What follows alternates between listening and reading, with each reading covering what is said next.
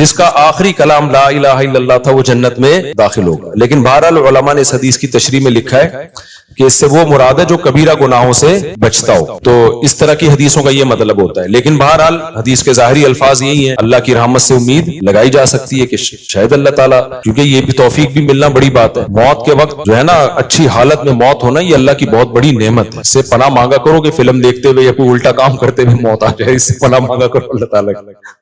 الٹے کام پہ آپ لوگ بہت ہنس رہے ہو, تو جو ہے پناہ مانگا کرو اللہ تعالیٰ. تو کوئی اچھے کام پہ نماز پڑھتے ہوئے, روزہ رکھتے ہوئے, اما کے پاؤں دباتے ہوئے موت آئے نا ابا اما کے, تو یہ اچھی موت. مفتی صاحب یہ ہو گیا میرے بھائی وفاس. اچھا, میں اپنی والدہ سے بہت اٹیچ تھا. میری امی کینسر کی مریضہ تھی, میں ان کی تمام دیکھ بھال کرتا تھا, کوئی نہیں تھا. مجھے ان کے آخری لمحات یاد آ رہے ہیں. تو یہ والدین کا ٹاپک ایسا ہے نا کہ یہ میرے سامنے چھیڑا ہی نہیں کرو, سمجھ رہے ہو. تو دیکھو یہ اب موت تو ہو گئی, لیکن آپ کے لیے بھی اچھی موت ہے کہ آپ نے والدہ کی خدمت کی آخری عمر میں. تو جب والدہ کی خدمت کی تو مرنا تو تھا ہی نا, تو کتنی اچھی موت ہو گئی کہ آپ کو خدمت کی توفیق مل گئی. خدا نخواستہ کوئی جھگڑا ہو جاتا, کوئی اونچ نیچ ہو جاتی, وہ ناراض چلی جاتی ہیں, آپ ساری زندگی ایک غم رہتا. تو جو کام ہو جائے نا اس پہ پھر نہیں غم کرنا چاہیے. اس میں شریعت نے کہا ہے جو ہوا بہتر ہوا, تو بچانے کی پوری کوشش کرنی چاہیے. لیکن موت ہو گئی تو اب اس پہ صبر کرو, بولے یار چلو خدمت کا موقع تو مل گیا نا. اسلام میں غم منانا, سوچ کے غمگین ہونا, اس کی کوئی فضیلت نہیں ہے. اسلام میں یہ کہ خوش رہنا سیکھو. ہاں اللہ کی طرف سے کوئی غم آ رہا ہے تو ایک الگ بات ہے. تو اسلام آپ کو غمزدہ دیکھنا پسند نہیں کرتا, اسلام آپ کو خوش رہنا. اسلام کہتا ہے بس ایک غم ہونا چاہیے, وہ کیا ہے؟ آخرت کا. اس کی شریعت میں فضیلت ہے. باقی اپنی زندگی وہ غم لیس بناؤ. آج ایک بندہ آیا, جیسے بعض خواتین آتی ہیں نا, شوہر بہت ٹینشن دے رہا ہوتا ہے, میں ان کو کہتا ہوں شوہر لیس ہو جاؤ فوراً, ٹینشن لینے کا نہیں. میں نے کہا شادی سکون کے لیے کی تھی نا, جب سکون ہی نہیں مل رہا تو میاں لیس, اس کو طلاق مانگو, اس سے کوئی بھی طریقہ اختیار کرو جان چھڑانے کا. تو کیونکہ بھائی اپنے سکون کے لیے کی ہے نا, ٹینشنوں کے لیے تھوڑی. ہاں تھوڑی بہت ٹینشن تو ہر گھر میں ہوتی ہے. اسی طرح ایک بندہ آیا, وہی چماٹ والا نا, ایک چماٹ لگایا تو بیوی نے 4 چماٹ لگا دیے. تو اور پتہ نہیں کیا کیا ہو رہا ہے. آپ لوگ کبھی میرے ساتھ خوشبو لگا کے آؤ, کبھی بیٹھو. اب ظاہر لوگوں کے راز فاش ہوتے ہیں, اس لیے میں یہ باتیں کرتا نہیں, اور میرا مقصد کسی کا مذاق اڑانا نہیں ہوتا.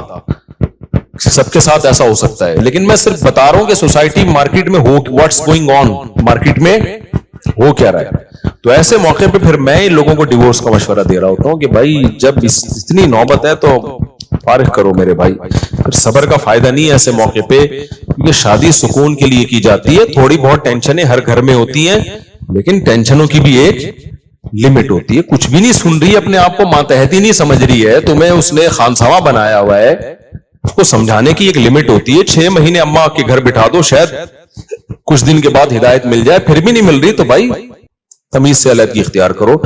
وجہ اس کی ہے کہ اللہ نے ہمیں غمزدہ رہنے کے لیے پیدا بولو نہیں کیا. غم ایک ہی ہونا چاہیے, وہ کون سا ہے؟ آخرت. تو خوش رہنا چاہیے انسان کو. اللہ کو خوش لوگ کیا ہے؟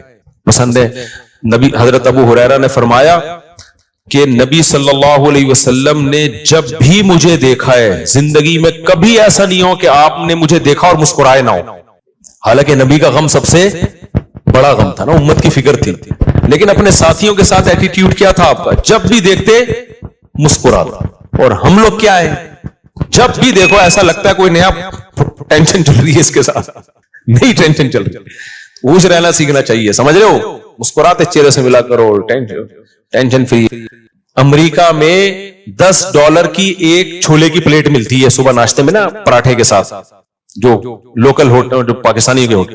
$10 کا مطلب پتہ ہے کہ 2750. مہنگائی وہاں ہے میرے بھائی, یہاں نہیں ہے. یہاں تو چھولے کی پلیٹ فری میں آ رہی ہوتی ہے, پراٹھا خریدو بعض دفعہ ویسے ہی فری میں ڈال کے دے دیتا ہے. آپ ڈالر پہ ترس رہے ہو, تو وہاں خرچہ بھی تو ڈالر میں ہی ہو رہا ہے, سمجھ رہے ہو. تو اس لیے پاکستانی کرنسی میں اگر کما رہے ہو تو کھا بھی کس میں رہے ہو, اسی میں. وہاں جاؤ گے تو ڈالر میں کماؤ گے تو کھاؤ گی بھی کس میں. میں جاپان میں جو فاسٹ ٹرین میں بیٹھا ہوں نا, میں یہ زوم آپ کرو انجوائے, اس کا ٹکٹ پتہ ہے کتنے کا تھا؟ جب مجھے پتا چلا میرے ہوش اڑ گئے.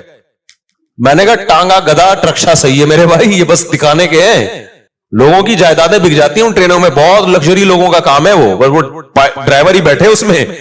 تو بہت مہنگائی ہے, تو آپ بہت مزے میں ہو. اور وہاں ٹیکس اتنا ہے, آپ کی اگر 40 لاکھ تنخواہ ہے نا, 1 करोड़ आपकी अगर तनख्वाह, एक मिसाल दे रहा हूं ताकि कैलकुलेशन आसान हो, तो 43 लाख रुपए टैक्स में देने हैं आपने। यहां इतना टैक्स थोड़ी है। फिर लोग उस पर खुश होते हैं, हम टैक्स दे रहे हैं लेकिन इलाज हमारा फ्री में, बच्चों की तालीम हमारी फ्री में। फ्री में कहां है? 43% तनख्वाह काट ली तुमसे उन्होंने, अब तुम्हें फ्री में थोड़ी दे रहे हैं। आपकी गवर्नमेंट यहां जितनी मर्जी करप्ट है, मैं कोई ये नहीं कह रहा बहुत नेक गवर्नमेंट, जैसी मर्जी है, इतना टैक्स नहीं है मेरे भाई। तनख्वाह पूरी आ रही है आपके पास तो उसमें आप अपने बच्चों की फीस भर लेते हो, वो इतनी नहीं होती, 43% नहीं होती, वो समझते हो, आपके सारे खर्चे निकल रहे होते हैं।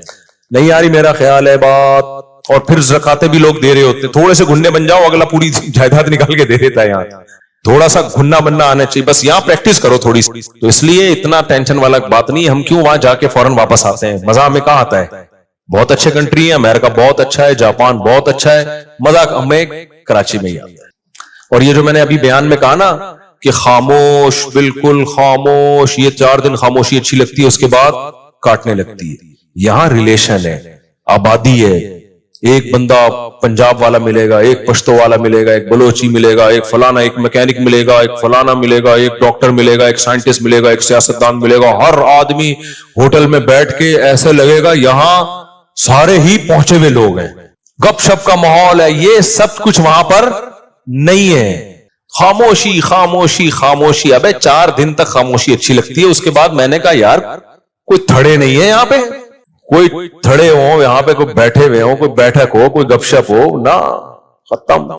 तो एक रिश्तेदारों में होती है वो भी रिश्ते भी क्या हो रहे हैं, खत्म होते जा रहे हैं, वो भी शार्ट होते जा रहे हैं। तो बस हर आदमी इंडिविजुअली लाइफ गुजार रहा है, तो ऐसे थोड़ी, तो इससे तो जिंदगी का सुकून थोड़ी मिलेगा। बहुत सी चीजें हमारे यहाँ पॉजिटिव है मेरे भाई, बस दुआ करो हमारे यहाँ सफाई हो जाए और लॉ कुछ कानून मजबूत हो जाए, तो हम उनसे अब बहुत आगे हैं। ये 2 ही चीजें नहीं है और ये 2 ही इन्होंने बेड़ा गर्क किया है हमारा। लेकिन जब वो तो बेड़ा गवर्नमेंट ने गर्क किया हुआ है ना, हम तो खुश रहने पर अल्लाह ने हमें पाबंदी नहीं लगाई। तो आप उसी को एंजॉय करो। देखो अब कराची में बरसाती खड्डे कितने हो गए ना बारिश होते ही। अच्छा, क्लाइमेट ऐसा चेंज हुआ है कि बारिश भी अजीब किस्म की हो रही है। उधर आ रहा है कि जी समुद्री तूफान आ रहा है, और वाकई आया हुआ भी होगा, उसके पड़ोस वाले इलाके में नलके में भी पानी नहीं होगा। वो कह रहे हम तो समझ रहे थे पूरा तूफान आ रहा है, पानी पानी, और इधर नलके में भी पानी नहीं है। अजीब कराची का वो, यानी बारिश ऐसे हो रही है, अंडा मोड़ पे हो रही है, कलंदरी चौक पे नहीं हो रही। अजीब ही सेटअप चल रहा है, तो एंजॉय करो इसको। तो वो देखो कितने खड्डे हैं ना, वो टिकटॉकर ने कैसा एंजॉय किया कराची में बारिश में, जो खड्डे इतने बार बात पे आपको छलांगे मार के। तो वो उसने ओलंपिक की तैयारी कर रहे हैं ना, घर में लंबी लंबी छलांगे मार रहे हैं। मां ने पूछा ओलंपिक की, कह रहे बाद में पता चला ये कराची के खड्डों को क्रॉस करने की ट्रेनिंग ले रहे हैं। तो मैंने कहा चलो इतनी टेंशन में इसने, तो इसलिए जिस हद तक मुमकिन है खुश रहने की कोशिश किया करो। अल्लाह को गमजदा लोग पसंद नहीं है, हर वक्त दुखड़े, ये हो रहा है, फलाना हो रहा है, ढिमकाना हो रहा है। और अल्लाह को खुश लोग पसंद है। हाँ, दुख सिर्फ एक होना चाहिए, वो क्या है भाई, आखिरत में पता नहीं क्या बनेगा। इसके अलावा अल्लाह नहीं चाहते कोई दुख हो आपको। दूसरी बात ये कि घरों के झगड़ों को भी बढ़ाया मत करो। घरों के झगड़ों को, हमारे एक दोस्त थे सफर में, उनका अपनी बीवी से फड्डा हो गया, फोन पे तबीयत से चल रही है ना, तेरी ऐसी की तैसी, वो उधर से उसको जवाब आ रहा है, तबीयत से फड्डा हुआ उनका। और अपने दोस्तों को भी बता रहे हैं मेरी बेगम ने ये, जाहिर है सबके सामने हो रहा है तो पता चलेगा ना दोस्तों को कि यार क्या हो गया। बे यार मेरा तेरी भाभी ने दिमाग खराब करके रखा हुआ है यार, ये है ऐसे ना। आधे घंटे के बाद नॉर्मल बैठे हुए, चाय चल रही है, गपशप चल रही है घर में, बेगम और बेगम, वो मैं आ रहा हूं परसों।